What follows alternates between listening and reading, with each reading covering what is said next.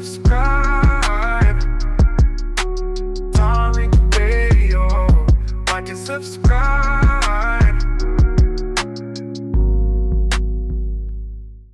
I would love Dr. Short to get in, but I'm here. This phone was acting stupid. I'm sorry. There you go.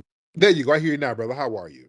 Oh, man, I'm blessed, man. You know, you're being really kind. You've been incredibly loving and kind in your analysis. And I just want to tell you that for anybody that's got a problem, you're being kind. And I thought, can I share? I mean, because I know there are a million people, but my God, everything you're saying is so correct.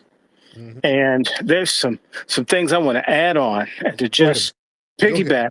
Mm-hmm. One, I'm going to give two names, vetted Pan-Africanist scholars, both my mentors at Howard, Dr. Suleiman Yang from Gambia, Yang spelled Nyang.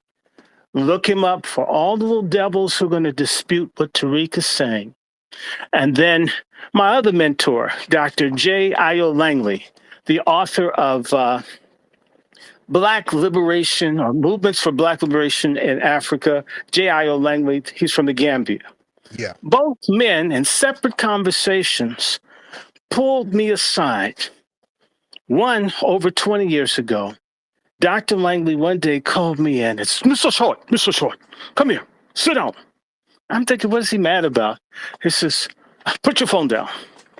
Says, you like Africans, don't you? Says, yeah.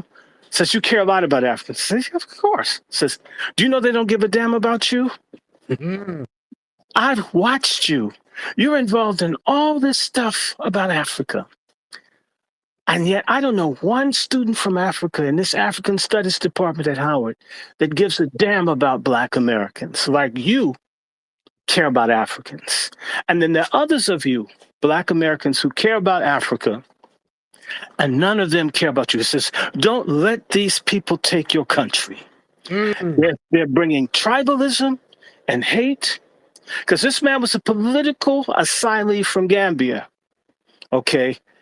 He says, you know, they will take over your country and throw you out. They take everything you fought for and they'll forget about you. I know these people. Do not trust them. And I was like, Doctor, he says, shut up. Listen to me, boy. He said, we owe everything to you guys.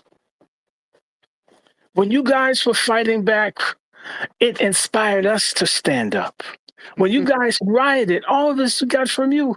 It says, and these people don't want to hear it. I tried to tell them, Mr. Short. And they cut me off and say, not these people, they're nothing. And he's saying, how do you get in the universities? Where are you studying? And he says, they don't listen. It says, they've come here to destroy you. And they'll destroy themselves if you don't stand up. You can't let them take your country from you. I'd never heard it. I never walked around thinking about this. This is an African, Pan-Africanist scholar, a real person. His widow is still alive. We stay in touch. It's a known fact J.I.O. Langley loved me. I loved him. Mm-hmm. He told me this. Dr. Suleiman Yang also, very close to me. One of our last conversations before he had a series of heart attacks and strokes, as he told me I have a fear. He says, what are you afraid of, Doc? He says, you're not going to want to hear this. He says, well, come on. I says, well, what's your fear? He says, you know, I can see a day where there will be no more Black Americans. The African American will be destroyed. He'll be removed, eliminated. I says, how? He says, you're going to be consumed by the Africans coming in. This is what Suleiman Yang, look him up, real person. I got a doctorate studying under these people. These Africans, you've got to fight for what's yours. They're not coming. And that's what Dr. Langley says. As a Pan-Africanist, I thought we were all together. I thought we would stand together. And I watch how these people at Howard, you talking about how they treat, and it says, this is a betrayal of everything I've lived for. And it says, you know what? It's not you guys that are mixed breed. It's not, it's the ones they brought their tribalism. They don't learn anything. All the things that could be appreciated about Black Americans, other than taking the stuff from you that they won't fight for where they come from. They'll come and take it from you, use your kindness against you, and get with the whites behind. Says, don't let them take your country. Says, you promised me. Says, I seen you do too much. Mm. I was shocked. So understand, I knew some. I've been dealing with Africans a long time. My mentors, Mother Sion, Dave Chappelle's mom. I know generations of people who've been backstabbed by Africans. In fact, backstabbing is as African as hunger, war, and disease. Mm. Tribalism is as African as sunshine. And over there, the stuff that they do here, they already have centuries of practice of doing to one another. How else did white folks take it over with so few soldiers? Mm-hmm. Because they were backstabbing and fighting, wouldn't come together. Right. I don't think Black Americans are crabs in the barrel, but just maybe there's an African sun crab that we don't know about. Mm. And these people do not work together. If you've hung out there, certain people won't talk to each other. They'll talk to you as a Black American there before they'll talk to another person from their own country, because they're not, these countries, constructed by European borders. These folks are still fighting feuds, like in the Sudan. Remember the girl, the Cosby Kid looking girl, or whatever it was, boy, whatever, tranny? And I said to that person, if you can't understand delineation, why should I understand you guys doing cattle raiding and raping and robbing and burning villages every year as proof that you guys, got it going on? Why do you guys drink cow urine and eat cow doo-doo? Why are we so hard to understand, but making beer out of cow piss is easy? That person, right? And I'm not trying to say everybody Africans like that. I don't hate, we don't hate Africans. When you hear me speak, the last time I was talking about what with other people did to stop genocide of Blacks in Latin America. Dr. Langley knew I organized the Stop the Genocide campaign in Darfur. And I could go on and on about stuff that's concerned me about Africa, where, like, I'm on a terrorist list for speaking up for Africans. But at the same time, we can't point to people that would do the same thing for us. Even the Palestinians can get help. Who would care if all of us were wiped out in this country? Who would give a flying if every Black American were wiped out? Because these people want to do business with the boss man the same way where they came from. They do business with the CIA. They do business with the French Secret Service. They do business with MI6. They do business with Mossad. A lot of these people come over here are compromised traitors in their own country. And they come here, and I know this because I dealt with them. They try to get with Black folks sometimes to get access to white people, then dump you. And in many instances, to get weapons to go back and kill people in Africa. Mm-hmm. So we should understand that the same way white folks have a color problem, Africans have a tribal problem, and they're not interested in changing. When they come here, they see our affinity for them as people of color as a joke. Yeah. And they've done this, and they've gotten into the government, like you said. They have this office here in DC called the Office of African Affairs. You better believe no Black American could ever volunteer or participate. When they set up stuff, it's only for them. But when there's something for us, they're in the middle of it. Oh, yeah. And the Caribbeans have been doing it longer. They're a little slicker, but it's all the same. And Jaime Garima, who I respect as a filmmaker, but I'll tell you, a lot of these Pan-Africanists are the biggest backstabbers of all, because they'll never be honest about tribalism. They'll never, and yet all that delineation that goes on in Africa with their mass murders every day, I send you stuff every now and then. Mm-hmm. They're killing people, and all we're saying is that we exist. And so you'll find that their Pan-Africanism is very similar to white Nazism, that we should be exterminated or we shouldn't exist as an identity. In fact, in the words of Dr. Yusuf Clyde, Malcolm X's mentee, my mentor as well, the one that got Rodney King stuff put before the UN, his wife and he was saying, the most dangerous thing that can be done to a people is to destroy their identity. Mm. So when you see the resistance to us delineating, these people are saying if we could destroy them having an identity, we can effectively kill them. Your crime, Tariq, is giving Black folks a chance to exist, a fighting chance. And pat yourself on the nuts somewhere Yeah. because you're right. And I Yes. could go on, but other people need to come. But brother, we need a delineation film. Yeah, my man, my brother, man. Thank you so much, Dr. Short. Yes, indeed. Man, yeah, Dr. Short said a mouthful. Yeah, a lot of people project that stuff onto me because I said I'm not letting foundational Black Americans be denigrated at all no more. Those days are over. I just made a personal thing. Our lineage is too important, our ancestry is too important, and I saw the play that these people were trying to make. They're trying to like wipe us the hell out. Yeah, I see that play. Family, there's a reason why you see all of these folks whining about us delineating all day, every day. You go to TikTok, boy, there's just like millions of views of just people whining about us. Oh, them FBI. Oh, they're so heated. People are heated about us delineating.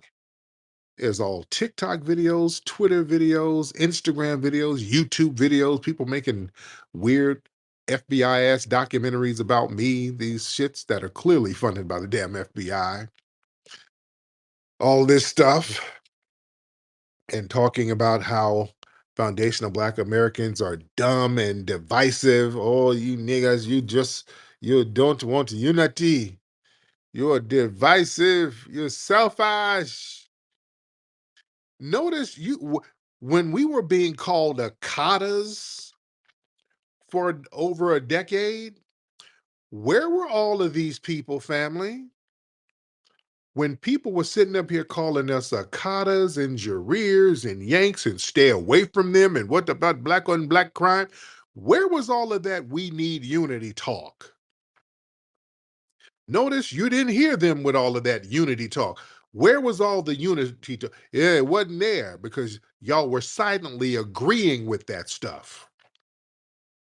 All of y'all coming. Who's that guy who called earlier? Smacker, Cracker, whatever your name is. Yeah, y'all were very silent when y'all folks were sitting up here denigrating us nonstop on these apps, denigrating us, disrespecting us, calling us all types of names. Y'all weren't saying shit. Y'all were real silent about that. Now that we're saying, hey, we're checking everybody. Now, all of you have jumped out of the woodwork. Hey, wait. We all need to be together. Unity. No. We're calling everything out. Everything is going to get called down.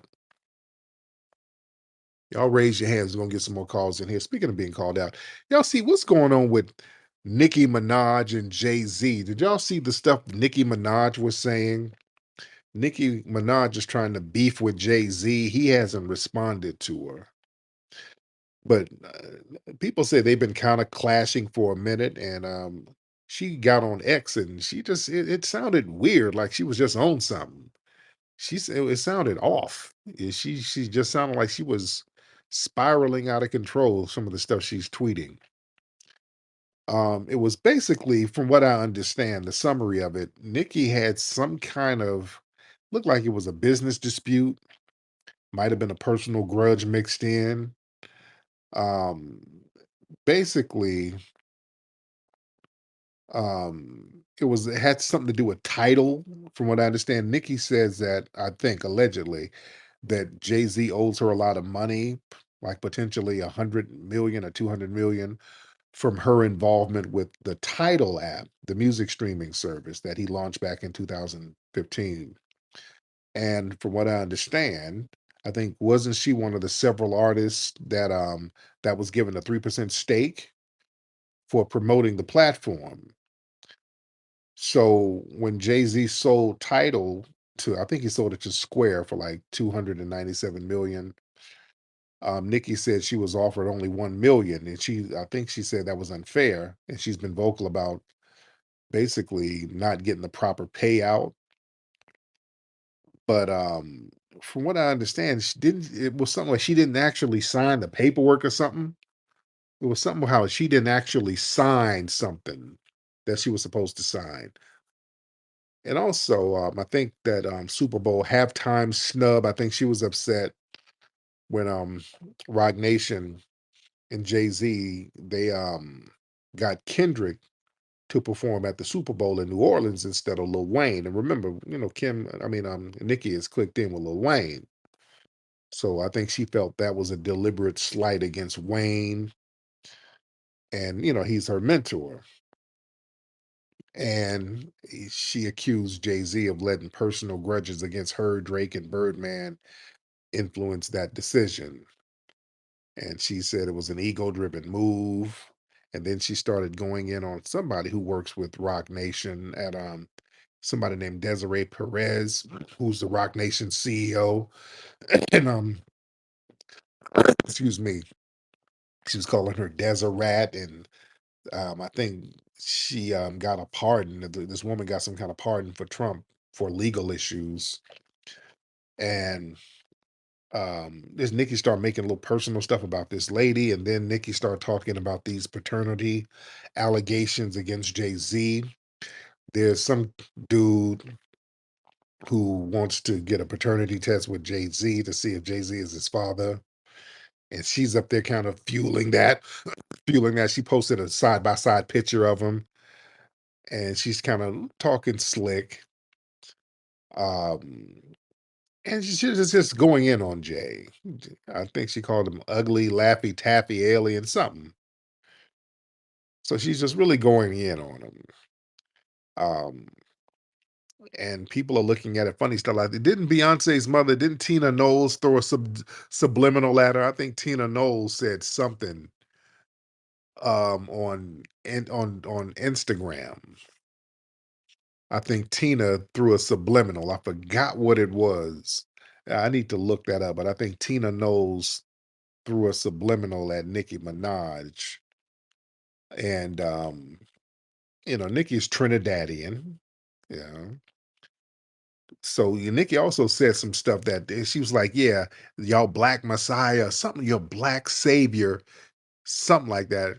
She said, I'm like, was that a dig at Foundation of Black Americans? Or you mean what do you mean black savior? That was a real weird jab she took. And Nicki has always said some little weird stuff when it came to our lineage. Remember when she had something with Malcolm X and the song called "Looking Ass Nigga" or something like that, and it was Malcolm X. She's done little stuff to denigrate the lineage, and she's been called out on it. But I want to find that Tina Knowles um dig that Tina Knowles did. Let me find that real quick. I want to see if I could read it real quick. Let me look it up. Hold on one second. Let me see if I can find it. Y'all bear with me one second. Let me see if I can find it. Hold on. Let me see. Let me see if it comes up. Y'all bear with me because I want to read it to you. Oh yeah, here it is. So Tina Knowles made not a tweet. She made a Instagram post. It was Tina and Beyonce, and the caption said, "Good morning. It feels good to wake up knowing my faves didn't lose their minds. Y'all have a great day, and remember, ignore the ignorance. As Miss Knowles would say, love many fans." Something like that. So love. So yeah, that was a lot of folks knew that was a diss at Nicki, like Nicki done lost her damn mind. So yeah, it's getting heavy. But Nicki seems like, oh damn, there's a damn skunk in my damn yard. Okay. There's a skunk in my yard, guys. Hold on. I'm glad I didn't let my dogs outside. But anyway, um, but with Nicki, Nikki's been spiraling. Nikki's been doing lives and looking just out of it. People have been accusing her of certain things I won't mention. People are saying her money is funny. And these are rumors. I don't know if they're substantiated. Um, there's some debt that Nicki's in. I guess she's trying to blame Jay-Z because of the debt, allegedly. I don't know. They said that one of her tours, she basically had to tour for free because there's some debts and liens going on that her little money is funny. And now she's about to start a possible podcast. So it's some funny stuff going on with Nicki. Some funny style stuff going on with her. And a lot of times when people's business ain't right, they get to lashing out and blaming other people. I can dig it. I'm on my way. Where you going, Rootwork Jones? There's some musty suckers on the streets. I got to go handle that. I got to split, baby. Can you dig it? When you need to clean the stank off the streets, you don't call your mama. You call Rootwork Jones. Rootwork Jones is a stone cold dude that keeps the stanky suckers shaking in their boots. Listen up, chumps.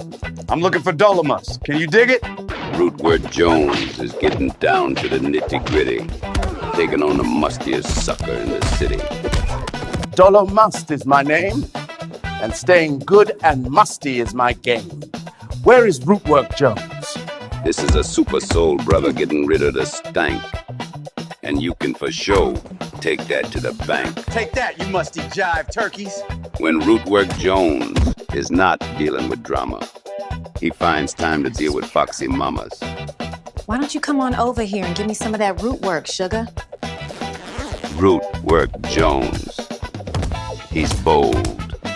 He's bad. And he's keeping the suckers musty mad. Rootwork Jones coming to a theater near you. Go to rootworkstyle.com.